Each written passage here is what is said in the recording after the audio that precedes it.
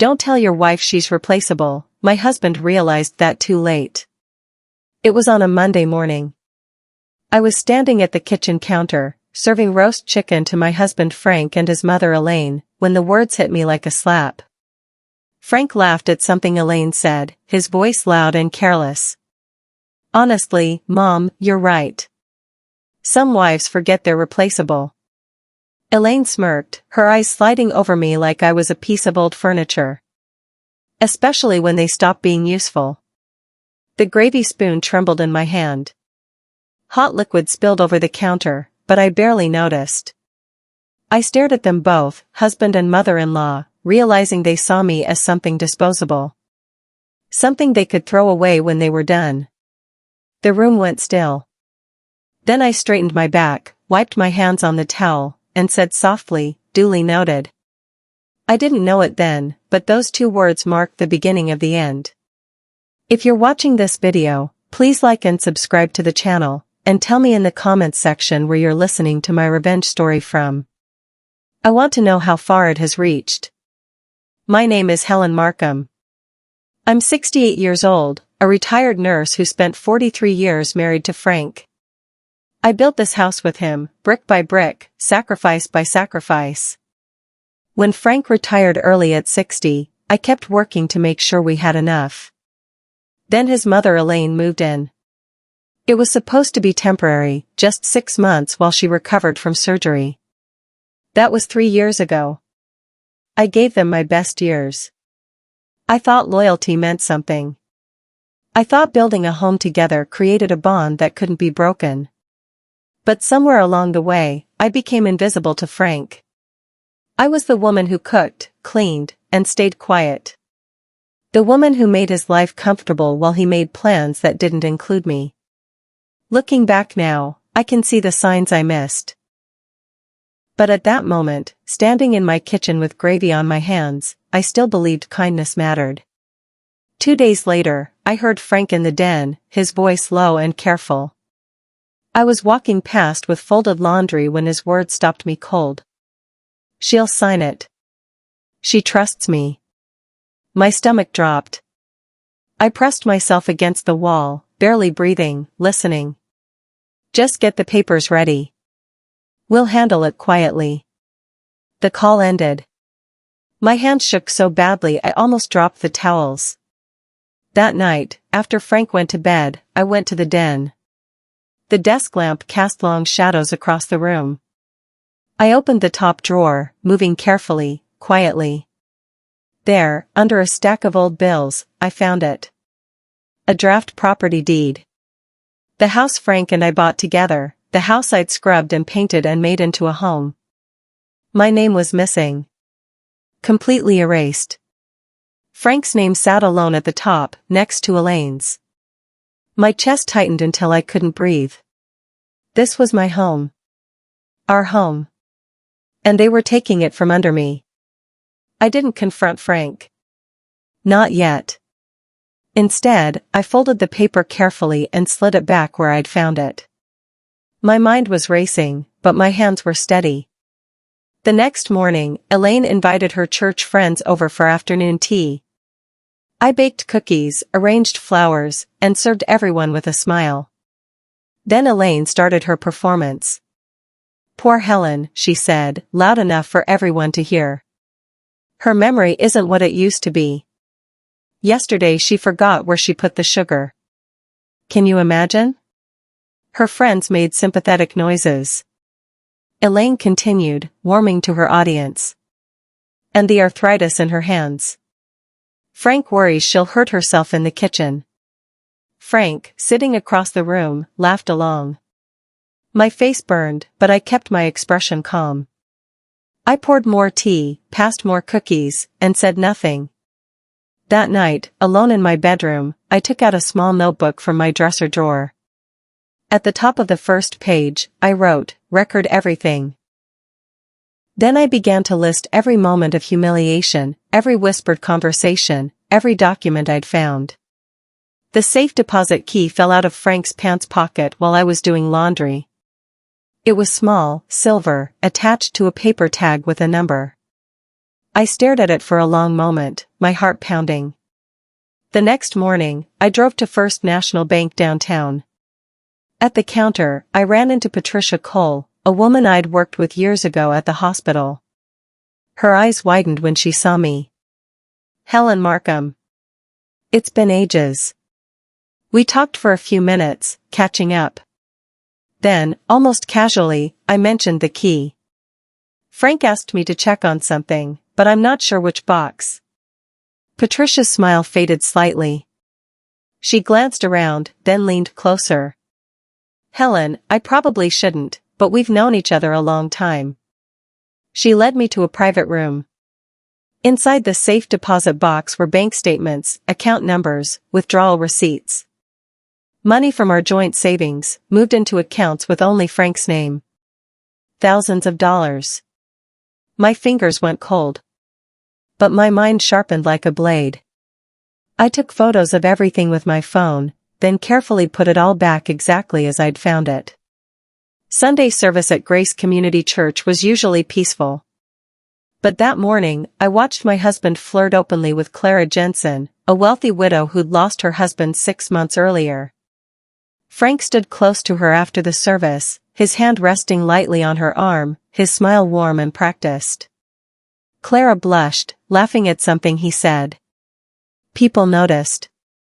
I felt their eyes on me, measuring my reaction. The whisper started immediately. I walked over, calm and steady, and extended my hand to Clara. It's lovely to see you, I said warmly. Frank's told me so much about you. Clara seemed surprised but shook my hand. Frank's jaw tightened slightly, but he recovered quickly. On the drive home, he was silent. I stared out the window, thinking. Clara seemed kind but naive. She didn't know what Frank was capable of. She didn't know he saw women as interchangeable parts in his life. For now, I would let him think I hadn't noticed. Let him feel safe in his deception. People make mistakes when they feel safe. Over the next 2 weeks, I began to change. Not in ways Frank could see, but in ways I could feel. I cooked his favorite meals. I cleaned without complaint. I smiled when Elaine made her cutting remarks.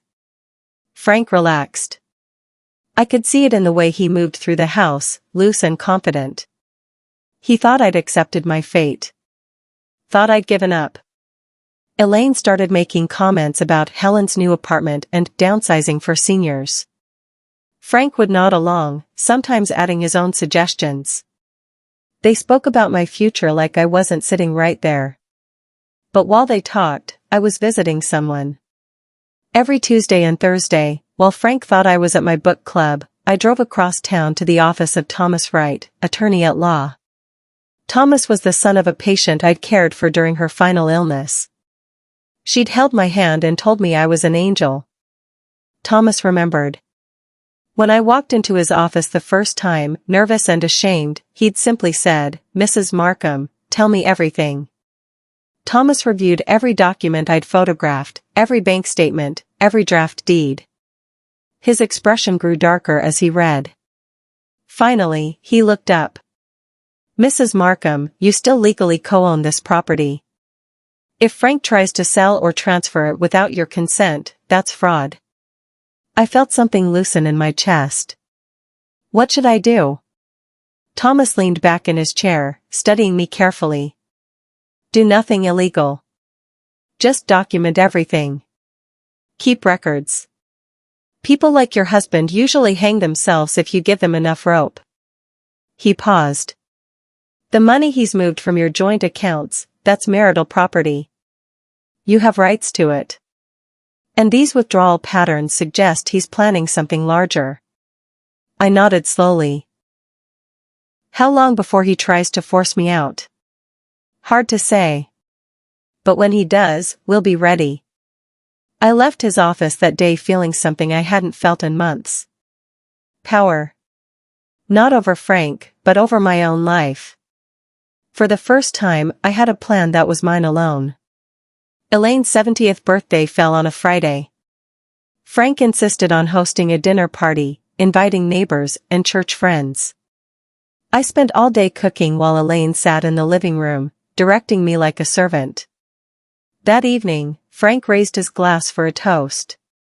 To my mother, the strongest woman I know. The one who's kept this family together through everything. Everyone clapped. Elaine beamed, soaking in the attention. Then I stood, lifting my own glass. The room quieted. To strong women, I said clearly, my voice carrying across the table. Women who know exactly what they deserve. I paused, looking directly at Elaine. And who never settles for less. The silence stretched. Elaine's smile froze. Several guests shifted uncomfortably. Frank stared at me, his expression unreadable. I simply smiled, took a sip, and sat back down. The dinner continued, but the mood had changed. Later, as guests were leaving, I heard one woman whisper to another, "Did you see Helen? She's different somehow." I pretended not to hear, but inside, I felt a small spark of satisfaction. Monday morning, I checked my bank account online. My monthly pension deposit was missing. I stared at the screen, my pulse quickening. Frank had moved it. He'd changed the routing without telling me, redirecting my money into an account I couldn't access. But Frank didn't know everything. I'd set up my pension 20 years ago when I was still working full-time at Mercy Hospital. I still had all the original paperwork, all the authorization codes. That afternoon, I called the pension office. "I need to update my direct deposit information," I told the administrator. "My current routing seems incorrect." Within 2 days, my pension was redirected to a new account. An account at a different bank across town. An account Frank knew nothing about. I didn't tell him. I simply watched him over dinner, studying his face. He thought he was so clever, so far ahead of me. He had no idea I was already 10 steps past him, moving pieces on a board he couldn't even see. The realtor showed up on a Thursday afternoon. I was watering the roses in the front garden when her car pulled into the driveway. She was young, professionally dressed, carrying a leather folder. "Mrs. Markham?" She smiled brightly. "I'm Vanessa Price. Your husband said you'd be expecting me. We discussed listing the property." I straightened, setting down the watering can. "Did he now?" I kept my voice pleasant, curious. "Please, come inside." I led her to the dining room and gestured for her to sit. "Tell me exactly what my husband told you." Vanessa pulled out papers, her smile faltering slightly. "He said you'd both agreed to sell. That you're planning to downsize, move somewhere more manageable." I nodded slowly, as if considering this. "And did he mention that I co-own this property? That my name is also on the deed?" Her smile disappeared completely. "He said the paperwork was being finalized." "I see." I folded my hands on the table. "Before you list anything, you'll want to verify the ownership records at the county clerk's office. I think you'll find some interesting discrepancies." Vanessa left quickly after that, her folder clutched tight against her chest. I watched her car disappear down the street, then went back to my roses. That evening, Elaine cornered me in the kitchen. "You embarrassed us today," she hissed. That realtor called Frank, all confused. "What did you tell her?" I rinsed a dish, taking my time. "Only the truth." Elaine's face reddened. "You're making this harder than it needs to be. Frank's trying to take care of you, set you up somewhere nice." I turned, meeting her eyes directly. "How thoughtful." She moved closer, her voice dropping to a harsh whisper. "You'll thank him someday. When he finds someone who can actually take care of him properly." I poured myself a cup of tea, my hands perfectly steady. "I'm sure he will," I said softly. "Eventually." Something in my tone made her pause. For just a moment, I saw uncertainty flicker across her face. Then she turned and left, her footsteps heavy on the stairs. I sipped my tea, looking out the window at my garden. The roses were blooming beautifully this year. Thomas called me the following Tuesday. Helen, I've been reviewing Frank's insurance policies. Your name is still listed as the beneficiary on his life insurance. I sat down slowly. What does that mean? It means he hasn't changed it yet. Most people update these things when they're planning major life changes, but he hasn't. Either he forgot, or he still needs me to look like the grieving widow, I finished. Thomas was quiet for a moment. Helen, I want you to be careful. Men who feel cornered can become unpredictable. I'm always careful, I assured him. That's how I've survived this long. After hanging up, I thought about that insurance policy.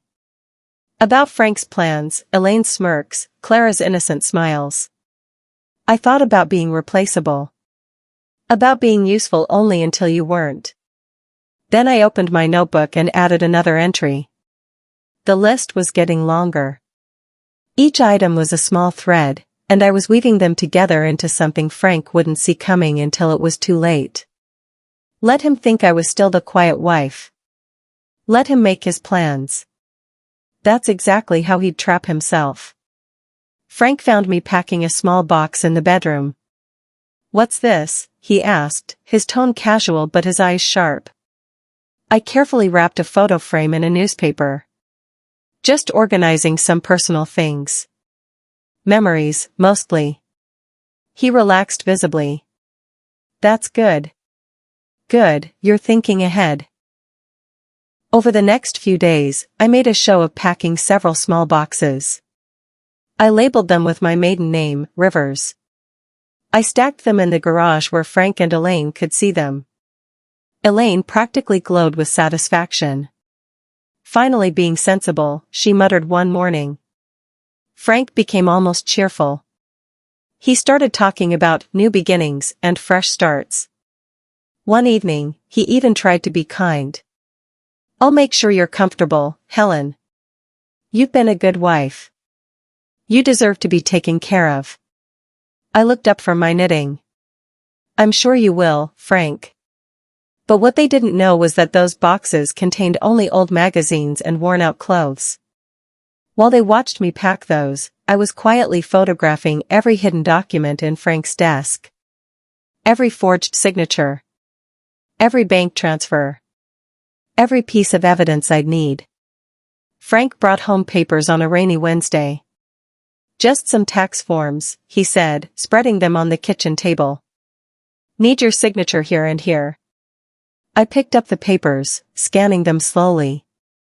They weren't tax forms. They were transfer documents, giving Frank full control of our assets. I looked up at him. Can I read these first? He shifted, impatient. It's just standard stuff. Our accountant needs them by tomorrow. I'll look them over tonight, I said firmly. His jaw tightened. Helen, tonight, I repeated. He left them on the table and walked out. After he went to bed, I made copies of everything, photographing each page. Then I took blank sheets from the printer, matched them to the same size, and practiced his signature on scratch paper until I got it right. The next morning, I signed the blank pages and handed them to Frank. All done, I said pleasantly. He barely glanced at them before stuffing them in his briefcase. That afternoon, Thomas filed a notice of attempted document fraud with the county court. We had the copies. We had the dates. We had everything we needed. The moving truck arrived on a Monday morning. I heard it rumbling up the driveway while I was making breakfast. Elaine practically flew down the stairs, her face bright with excitement. Frank appeared behind her, looking satisfied. Right on time, he said. I walked to the window and watched two men climb out of the truck. They opened the back and started pulling out equipment, blankets, and dolls. Then I walked outside. The morning air was cool, crisp. I approached the men calmly, holding a manila envelope. Excuse me, gentlemen. Before you begin, you'll want to look at this. I handed the envelope to the one who appeared to be in charge. He opened it, scanning the legal injunction inside. His face paled. Ma'am, this says that you'll want to check with your office before moving anything from this property, I finished pleasantly. He pulled out his phone, stepping away to make a call. Behind me, I heard Elaine's sharp intake of breath. What did you do? I turned, meeting her eyes. Protect what's mine. Frank came rushing out. Helen, what the hell, the paperwork is in order, I said calmly. Everything's legal. Unlike what you've been attempting. That Sunday, I arrived early to church. I found Pastor Michael's wife Beverly setting up the refreshment table. Helen, how are you? She asked warmly. We talked for a few minutes about ordinary things. Then, almost hesitantly, I lowered my voice. Beverly, I need to share something with you. Not as gossip, just as concern. Her expression shifted to one of focus. Of course. I think Frank might be taking advantage of Clara Jensen. She's vulnerable right now, and I'm worried he's not being honest with her about our marriage. Beverly's eyes widened. Oh, Helen. I'm so sorry. I just thought someone should know. Clara deserves better than to be deceived. By the time service started, I could see Beverly whispering to two other women. By the end of service, those whispers had spread through the entire congregation. I watched Frank try to approach Clara after the service. She turned away, her face cold. He looked confused, then angry. His charm, which had always worked so well, was cracking. And I'd barely said a word. Just planted a seed and let the truth grow on its own. Thomas called on Tuesday morning. Helen, we've filed a petition to freeze Frank's accounts pending investigation of the fraudulent transfers. What does that mean? I asked. It means he can't access the money he stole. Not until the court reviews everything. That afternoon, Elaine burst into my bedroom, her face purple with rage. What have you done? Frank can't access his accounts. The bank is investigating him. This is your fault. I continued folding laundry, not looking up. If there's nothing wrong, the investigation will show that. You're destroying this family. No, Elaine. I'm protecting myself. She stepped closer, her voice dropping to a venomous hiss. I'll call the police. You can't do this. I finally looked at her, meeting her fury with calm. Go ahead. Call them. Ask them to explain the laws around marital fraud and financial abuse. I'm sure they'll be very helpful. Her hand trembled as she pulled out her phone. Then she hesitated. That's what I thought, I said quietly. She left, slamming the door so hard the picture frames rattled. I returned to my folding, my hands steady. The knock on my door came on Thursday evening. I opened it to find Clara Jensen standing on my porch, her eyes red from crying. Mrs. Markham, I'm so sorry to bother you. I stepped back. Please, come in. I led her to the living room and made tea. Clara sat on the edge of the couch, her hands twisting in her lap. Frank told me you were terminally ill. That you'd asked him to find someone to take care of him after you were gone. The words hit me like a punch, but I kept my face calm. I see. I found out yesterday that wasn't true. That you're perfectly healthy. That he's been lying to both of us. She started crying again. I handed her a tissue, then went to my desk and pulled out copies of the legal filings, the bank statements, and the forged documents. Clara, I want you to see something. She read through them slowly, her face growing paler with each page. When she finished, she looked up at me, her voice breaking. He used both of us. I nodded, sitting beside her. Yes, he did.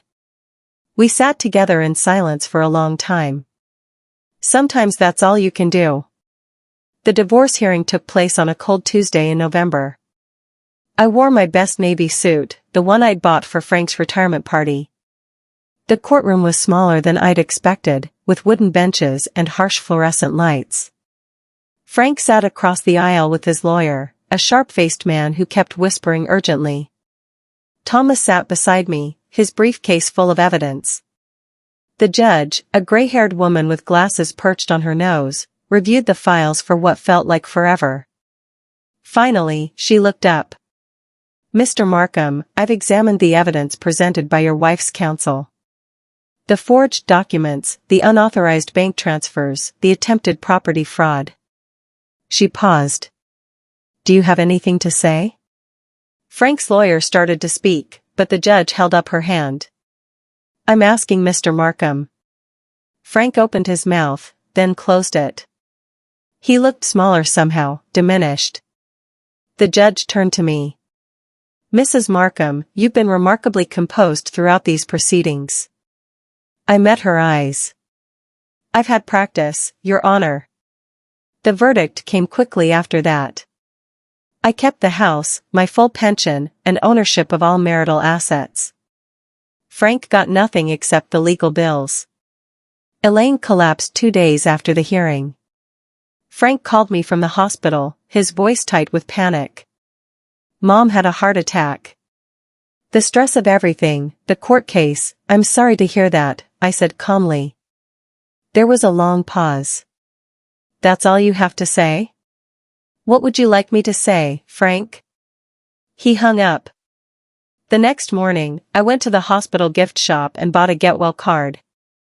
I wrote a simple message, wishing you a full recovery. Helen.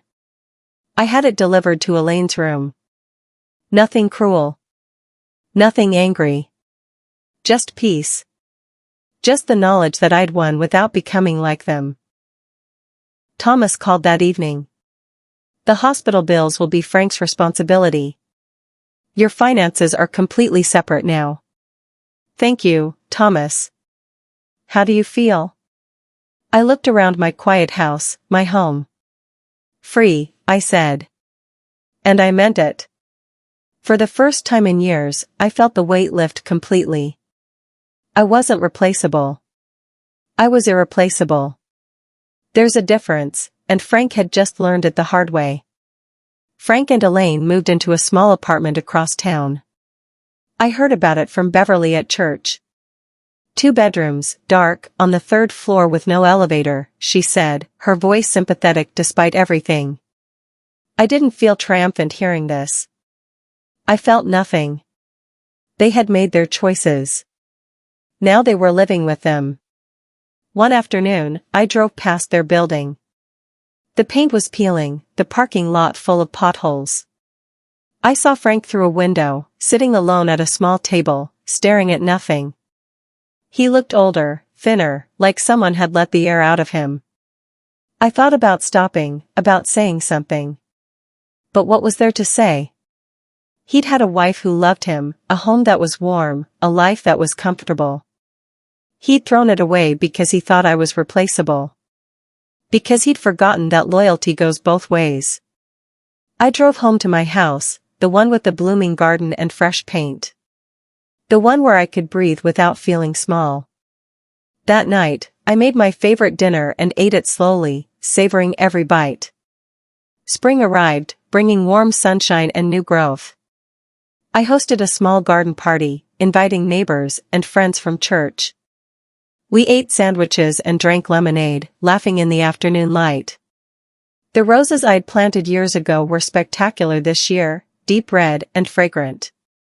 Someone asked if I missed Frank. The question hung in the air for a moment. Everyone got quiet, waiting for my answer. I thought about it honestly. Sometimes, I finally said. But not the version I got. I miss who I thought he was. The man I married 43 years ago. Beverly nodded understandingly. That's fair. We moved on to other topics, lighter things. But as I looked around at the faces of people who truly cared about me, I realized something important. I'd spent so many years trying to be enough for Frank. Trying to be useful, necessary, irreplaceable. But I'd had it backwards. I should have been spending those years being enough for myself. That was the real lesson. Not that I'd beaten Frank in court, but that I'd finally learned my own worth. Frank arrived unannounced on a Tuesday morning in June. I was working in the garden when his car pulled up. My first instinct was to call Thomas, but something stopped me. I stood, brushing dirt from my knees, and waited. He got out of the car slowly. He looked tired, beaten down by life. We stood facing each other across the garden path. "Helen," he said finally. "I need to say something." I waited, saying nothing. "You were right. About everything. I was a fool." He paused, struggling with the words. "You weren't replaceable. You were never replaceable. I just didn't see it until everything was gone." I studied him, this man I'd spent most of my life with. I felt no anger anymore. No satisfaction in his admission. Just a quiet sadness for what we'd both lost. "I know," I said simply. His face crumpled slightly, like he'd been hoping for something different. Forgiveness maybe. Or an invitation back into the life he'd destroyed. But I had nothing left to give him. He'd burned that bridge himself. "Goodbye, Frank." He stood there for another moment, then turned and walked back to his car. It's autumn now. The garden is preparing for winter, but it's still beautiful. I kneel among the flowers, humming softly, my hands in the rich soil. Elaine had once called this garden a waste of time. "Who's going to see it?" she'd asked. "What's the point?" But the point was never about other people seeing it. It was about creating something beautiful because I wanted to. Because it made me happy. Because I deserved beauty in my life. I sit back on my heels, looking at the sunset painting the sky in shades of orange and pink. My house stands behind me, solid and warm. Mine. All mine. Not because I won it in court, though I did. But because I fought for it. Because I refused to be erased. Being replaceable only matters to people who never knew your worth in the first place. The people who truly see you, who truly value you, understand that you're irreplaceable. Not because you're perfect. But because you're you. I take a sip of tea from the cup beside me, still warm. Somewhere across town, Frank is learning that lesson. But here, in my garden, I already know it by heart.